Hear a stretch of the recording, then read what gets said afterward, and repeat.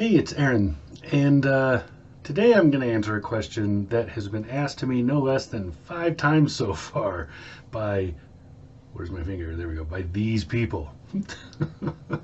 uh, this has to do with the California diesel engine ban.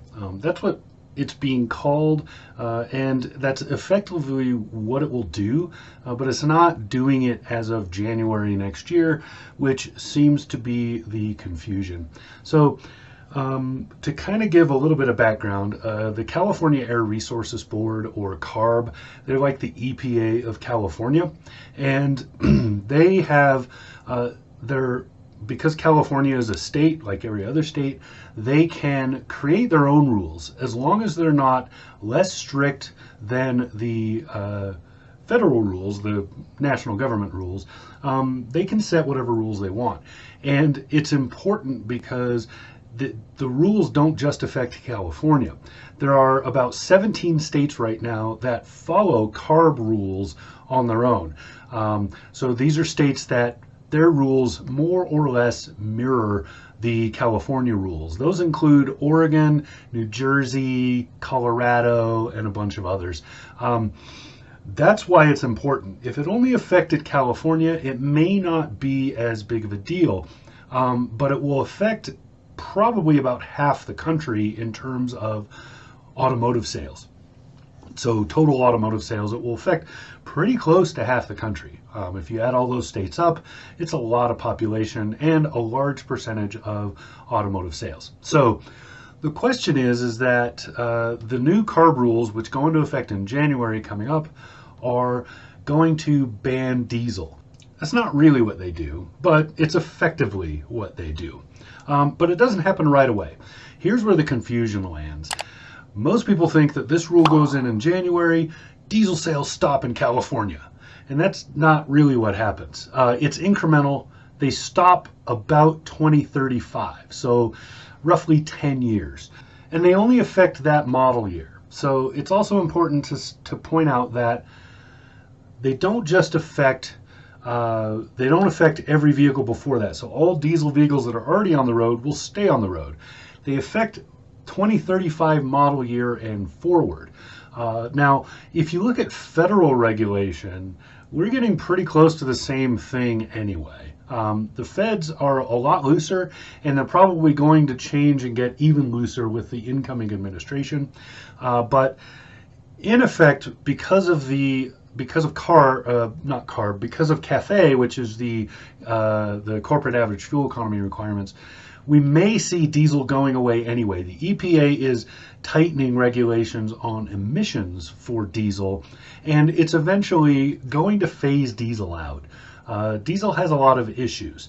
One of the biggest issues it has is emissions, and those emissions are very, very hard to clean. Shell Rotella has already seen this writing on the wall. If you saw anything that I did about the Starship, it's a natural gas powered diesel rig, and Cummins has a natural gas engine for heavy duty big rig vehicles. So the move is going away from diesel slowly, but happening right now.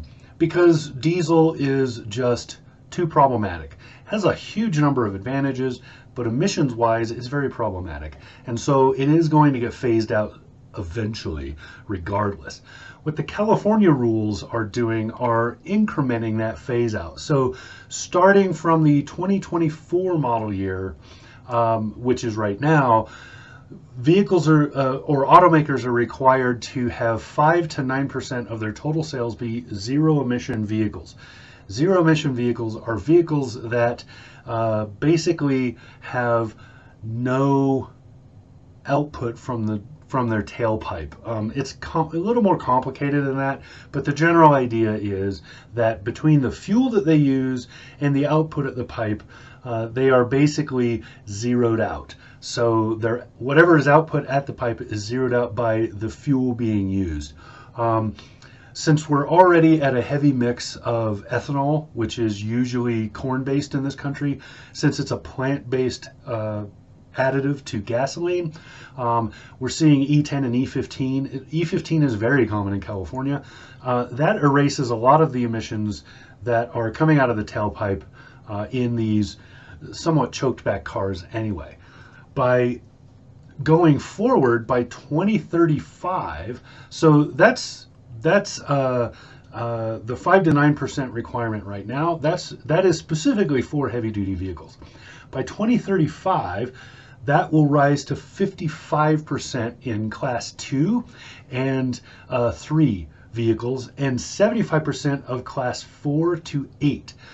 So basically 40% of truck tractors are going to be zero emission, or have to be, and then straight trucks are the rest of those. So between 55 and 75%, depending on which class you're looking at. That is in 10 years.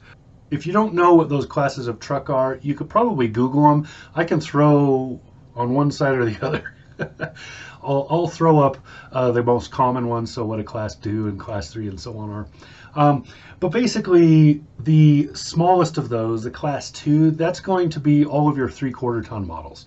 So that's going to be your 3/4 ton pickup trucks, 3/4 ton vans, and 3/4 ton chassis trucks. So trucks that have something added later.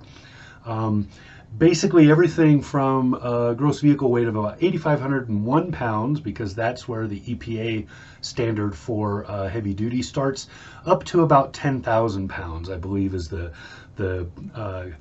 class 3 models.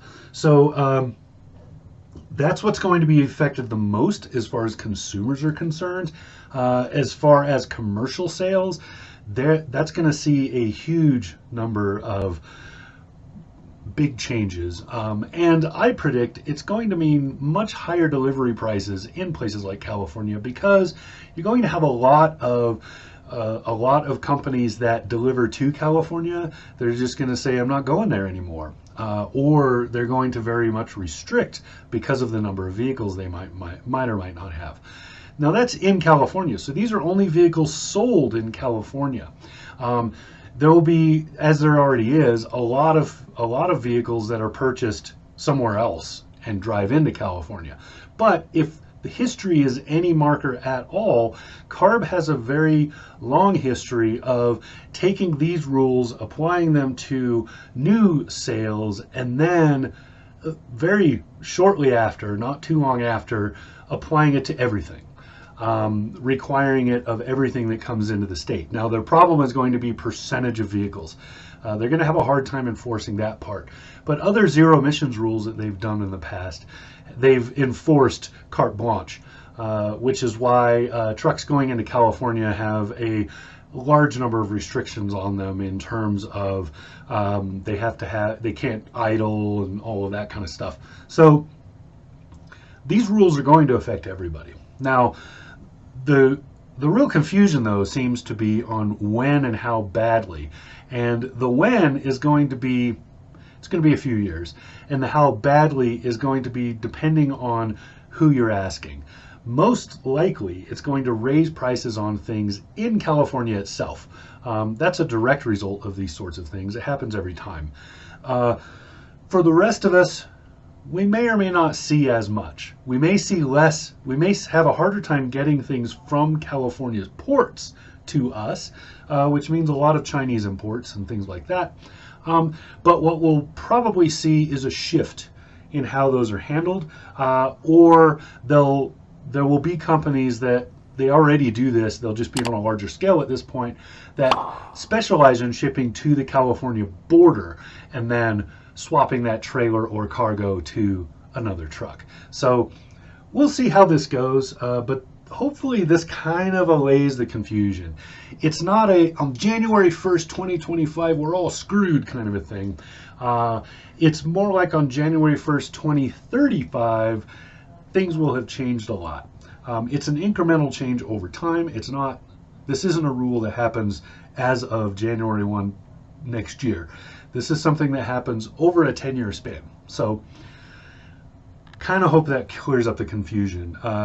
Again, this was a great question and very timely. This is a big thing that's been kind of just flying around all over the place, so it's important to explain it.